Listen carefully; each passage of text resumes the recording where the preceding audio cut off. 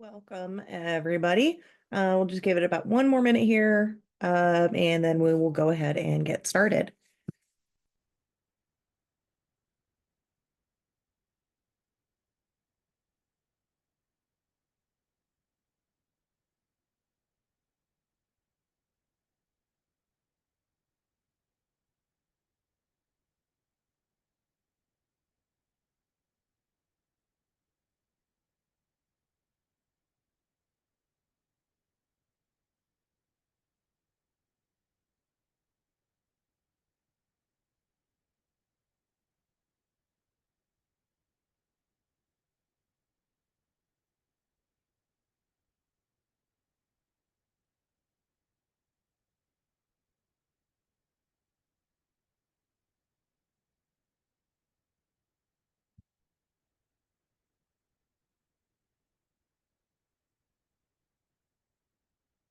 All right, let's go ahead and get started. So sharing my screen here. So on the left, sorry, if you have any questions, just pop them into the chat below. And we'll just go ahead and get started, and I'll pause every once in a while here to answer the questions. All right, so since our last webinar, the map itself was released, and it was released in tandem to it was a release alongside like the map as everybody knows it. What is going to happen on Friday, as you see here by the alert, is the legacy maps are going to be disabled. So everybody will be sort of directed to the new maps, the integrated map or the map merge as we've been calling it. So all of these quick links here that take you right now to the old map will direct you to the new map. Those are kind of the last things that are getting ported over, along with the links in the reports. All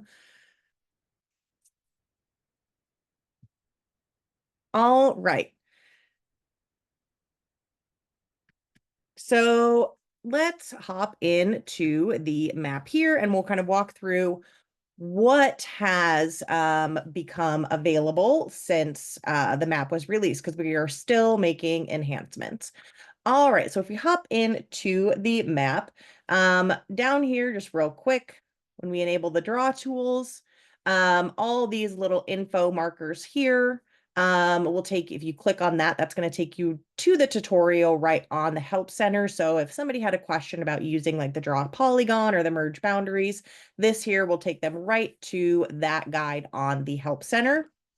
If there are additional places where we could possibly link this, or you would like us to see links to tutorials on the Help Center, just send us a message that can go to support@camo.ag, or you can send it to your customer success manager directly, and we'll see what we can do.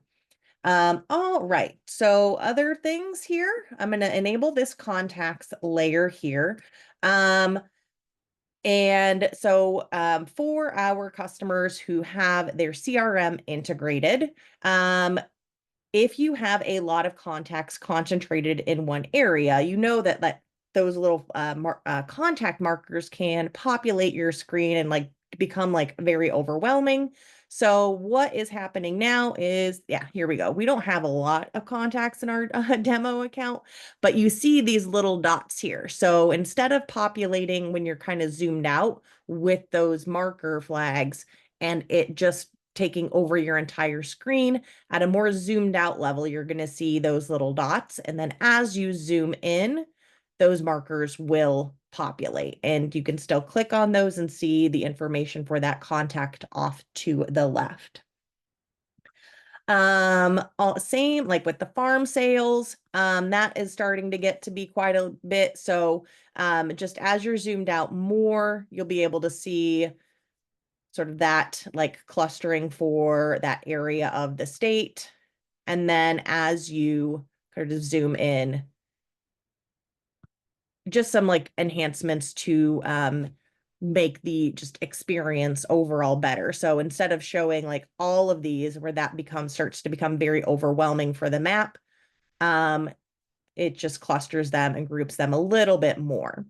While we are on the sales layer here, if we hop into the filter options,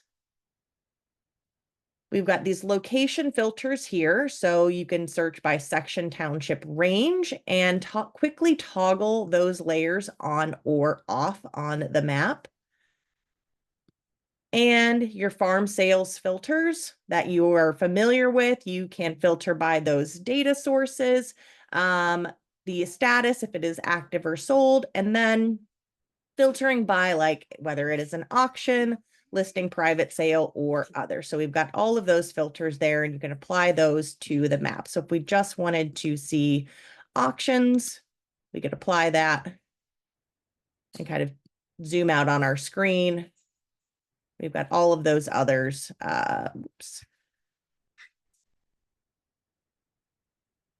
Applied as well. There we go. We've got our auctions. We've got active auctions headed there anytime, but we could also apply a date range for those auctions. All right, and then quick clear all, and we've got that back.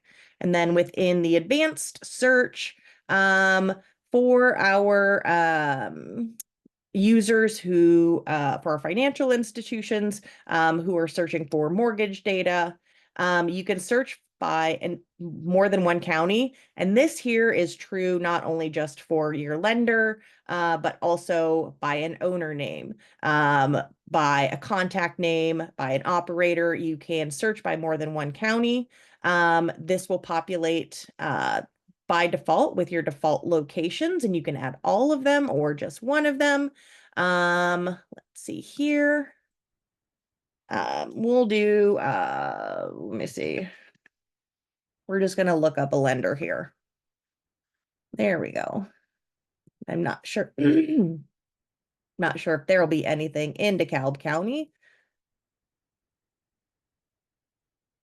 but there is. So what that'll show you is that lender footprint. And let me go ahead and toggle those layers back off to make that map a little bit less crazy. But then you could see that like footprint there on the map and those highlighted in orange, or sorry, in green. Let's see here. What else? Over here on the right, some folks like this feature, this 3D terrain. So just to give you an idea of like what the terrain looks like without physically being there. Obviously, I've chosen a county where everything is pretty flat, but if we move on to maybe Western Illinois here, where things are a little hillier, we can see that terrain. And if we go up here, we notice that the parcel boundaries are a little bit squiggly. So that's just indicating that this terrain is, has some hills to it. And if we toggle that back off, those lines go back to those nice straight parcel lines that people generally want to see. Let's see here on my list. We've got just overall some performance improvements. So nothing to show off there other than what you might notice when you're like clicking around through the platform. Up here in the upper right for our appraisers, we've got the deed plotting tool over there. So you can use that on the new map now as well. And then in the reports here, so something that I think was made available through our report provider is the ability to turn on alerts or schedule a report to your email address. So if you were to run a report for, let's say, Illinois, and just the owner's report here, so we'll just say Illinois and default to our DeKalb County. I could come over here and set up an alert or just schedule this report to be delivered to me every week or whatever I wanted. So the difference between it being scheduled and alert, the alert will only go to you if data has changed within the report itself. Whereas the schedule you will get that report every week, regardless if any data has changed. So some good use cases like owners, we know that that's not going to get updated every single day. Operator data isn't necessarily going to be updated every day. But if you wanted to get notifications for if you're farm management, if leases, additional leases have been signed, you could get a notification for that just based off of the number of leases that are available in the report. UCC filings, if anything changes about that, you could get a notification for that. And over here, where it's saying like results to check, you can say like if the acre's owned by an entity type or by the unique mailing address, like you have some options of what you can get alerted to. So like you just say like, hey, if this changes, I want to receive some kind of alert about it. I want to within my email, and then you can do the scheduling of that report. Like have they stayed the same or have the results changed? And then daily, monthly, weekly, could do like custom, which I'm not honestly sure how I haven't dug into how that can be how you should be formatting that, but there are some links to Omni here that could help. So if we just do weekly Mondays at 9 a.m., send this to me if anything changes on that report. Otherwise, we know things have stayed the same. Okay, so any questions so far? Throw that in the chat at the bottom if you do.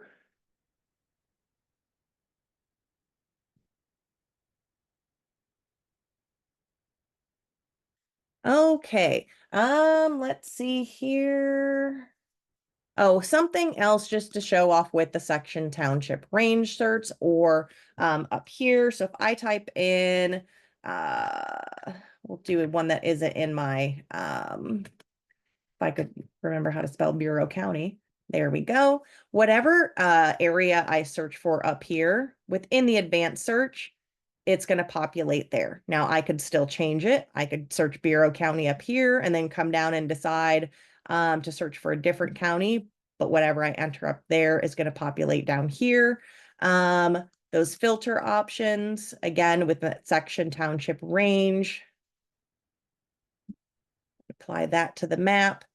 That section township range gets highlighted in that yellow to make it easy to call out and see. And again, toggle those layers on or off. I think that's kind of everything that we have here to cover on the map. Again, like get in there, poke around. As we can see here with this alert, the old map that users are probably used to using is going away on Friday. So if anybody in your organization isn't aware of that or hasn't logged in yet this week to see this alert, probably a good idea to make sure that they know that that's going away and it'll be on that new map. The recording of this webinar will be available on the Help Center, along with all of the guides. So I've already gone ahead and archived the guides that were for the old map, and pretty much the only thing that you should be seeing, aside from a few edge cases with this deed plotter, is things that are guides and videos that are specific to the enhanced map. So if there's any questions, throw them in the chat. Otherwise, thank you very much for joining.